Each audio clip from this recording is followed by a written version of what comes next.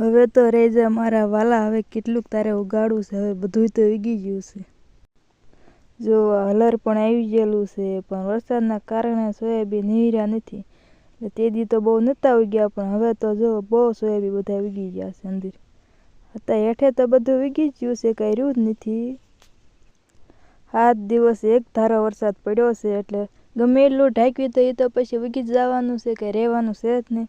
એટલે તમે જુઓ બધું હેઠે હતા એ તો બધા ઉગી ગયા છે, કાંઈ આમાં લે એવું રહ્યું જ નથી.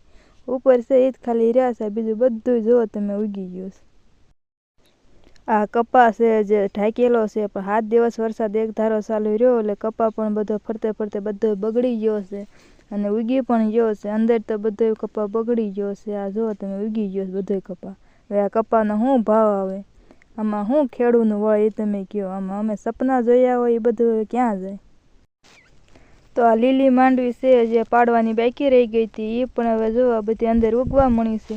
નુકસાન તો આમાં પણ છે, પાડી એને નુકસાન છે, નથી પાડી એને નુકસાન છે.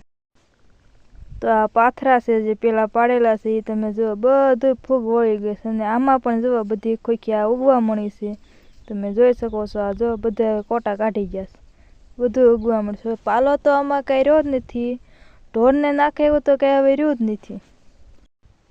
તો જો આ બધી માંડવી છે એ કાળી મરીચ થઈ ગઈ છે અને બધી ઉગવા મળી છે. નુકસાન બહુ બધાને આવ્યું છે, અમારે એકને નહીં બધાને એટલું નુકસાન છે. આમાં ખેડૂતને હવે શું વળે?